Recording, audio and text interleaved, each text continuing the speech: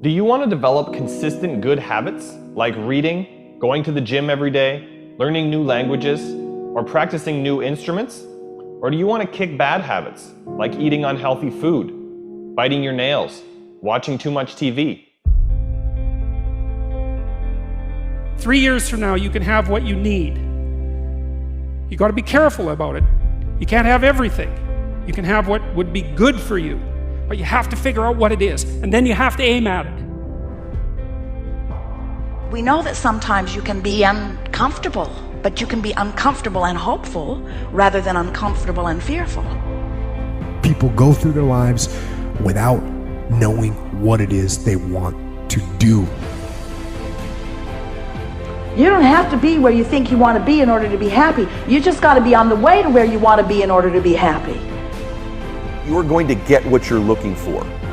So if you're looking for success, you're looking for happiness, you're looking for prospects, you're looking for recruits or clients, I'm telling you, the more you're consciously looking for those things, you're going to see them. When you're looking to win, you're looking for victory.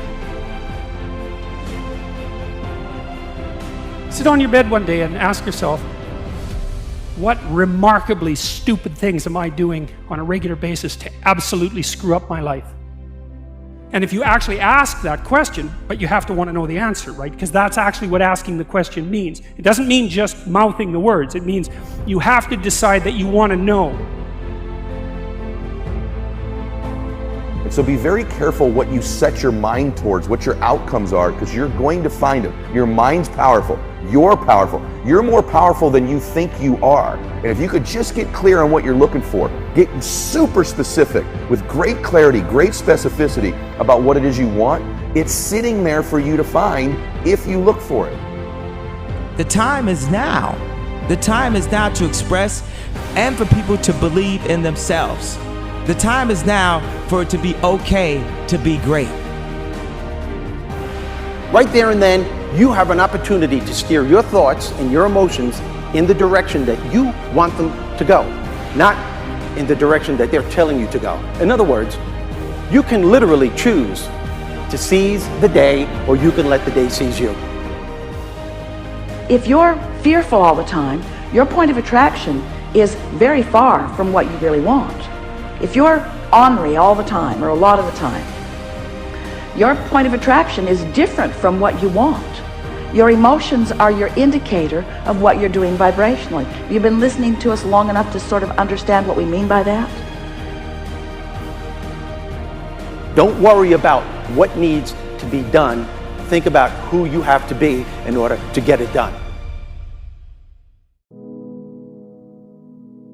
Did you ever have a dream that was so big that you thought it was almost impossible to achieve?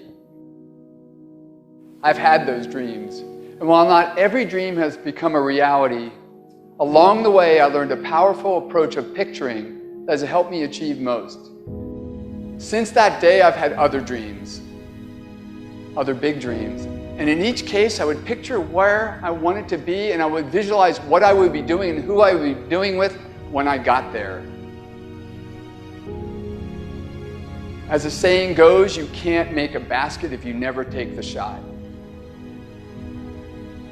I knew I would miss the shot sometimes, and the failure would dampen my spirit, but I would be better off for my efforts and I would be okay. People are addicted to all kinds of things, substances, but one of the greatest addictions, or rather the greatest addiction,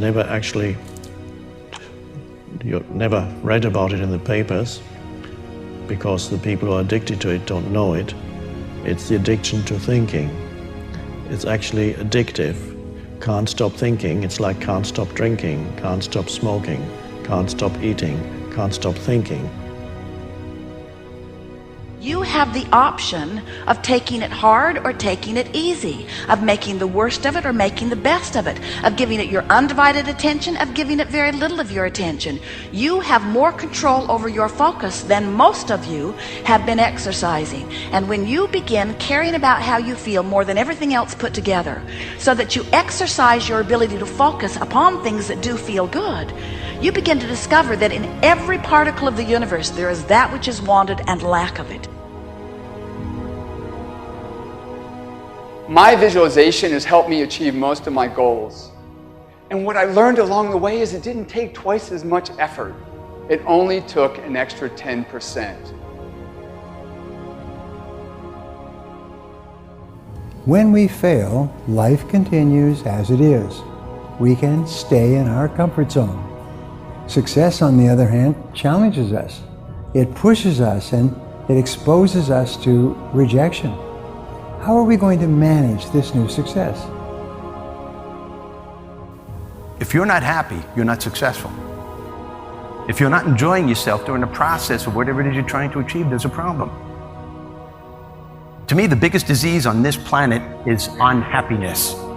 And the reason why people are unhappy is because we have a tendency to keep focusing, as I said, on what we don't have and what's not working in our lives, instead of allowing ourselves to shift our focus and our way of thinking. People always want to be like, follow your dreams, follow your dreams, follow your dreams. My dream was always to be a rap artist, right? But I had to get a job. So I had to focus on my job. And then I made money to follow my dream. One of the main reasons that people don't get what they want is because they don't actually figure out what it is. And the probability that you're going to get what would be good for you, let's say, which would even be better than what you want, right? Because, you know, you might be wrong about what you want easily. But maybe you could get what would really be good for you. You have the freedom to think anything you want. You were born extremely confident. You came into this world knowing how wonderful you are. So choose new thoughts to think about yourself, and choose new words to tell yourself how magnificent you are, and that you deserve all the good that life has to offer. First thing in the morning and last thing in the evening, I want you to look into your eyes and say, I love you. I really love you. Your first goal, this is what I'm suggesting, your first goal when you open up your eyes should be to focus on the things that ignite your spirit and bring you joy. I want you to focus on the things that you appreciate in your life, the things that you're grateful for. I don't care who it is or what it is. Maybe it's the person lying next to you. Maybe you're thinking of your children.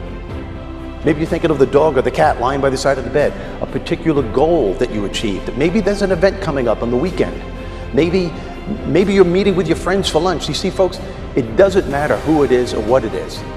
There's always something to be grateful for, to appreciate. And what I'm asking you to do in those few moments before you crank and get into your day is to focus on these things. Then why am I asking you to do this? Because an attitude of gratitude simply makes you feel good. And feeling good is the fuel that drives motivation. We've all made wrong choices and done things that we knew were not the best. It's one thing when other people do us wrong. We had a bad break. It wasn't our fault. We can have faith that God will restore. He'll pay us back.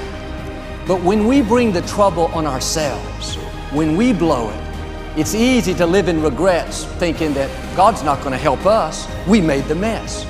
But here's the beauty. God knew you would mess up before He called you.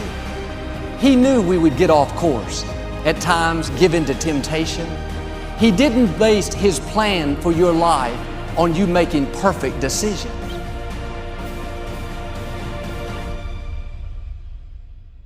Through success, I represent the possibility of what you can achieve and what you can do with your life and your career.